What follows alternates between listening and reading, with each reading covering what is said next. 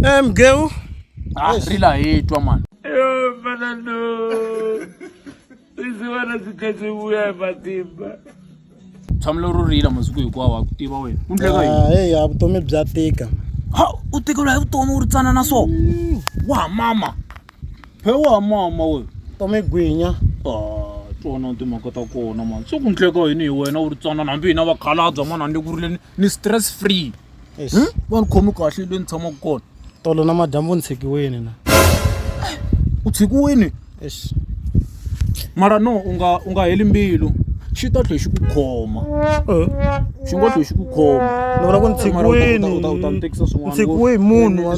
Ni swi twini fanele ku khongotela u va kahle. U va kahle. Mara loko a ku yo tshikiwa mina ni a mi ni lahla hi Saturday.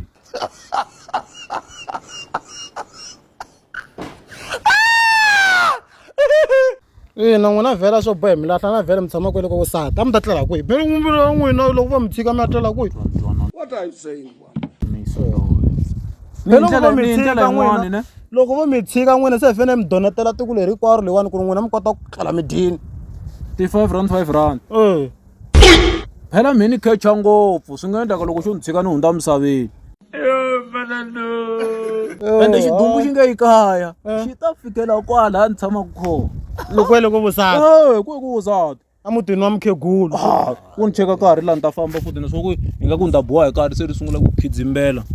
13 minutes to swi ya kona masi.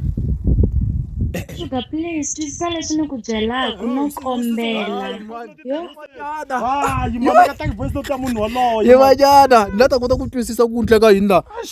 xona xi nga tshika tolo wo ni tlanga leyi voice note hit yoyo woyi Sugar swa mina na wena swi herile, it's over ni kombela i va kahle like I'm done.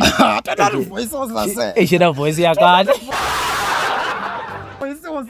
tona voice ya kahle u tikuma kwihi tutu no toko va na twi ku vava mina mhaka voice mi se ni sharp phela ku tikutseni ku loko xi ku tshiki hi kholo kumbe xi ku tshikisi ku yini phela voice leyi yi kahle mani phela xi ni vava sweswi hi mhaka ku vhele mani ku na ku yi twa voice leyo tolo phela ni tsaki ngopfu ni tleli ni tsaki ngopfu hi ku twa voice u twa xa tikomba ku i yellow boni a xi hlambi hi masi xexi mina na ra problem mina se ni right ri kahle ngopfu se u ni kwatisa ku why u vilela ku ve voice leyiwani yi kahle leyi ku xi na voice ya so a ni rivele se swi romantic swileswi u tshikiwe xi romantic a mina ni right a mina nga ku munhu ni ta tlangela voice note lewa ni tlela ni tlanga voice note ni pfuka ni tlanga voice note ni dya ni ta va right Wa nai.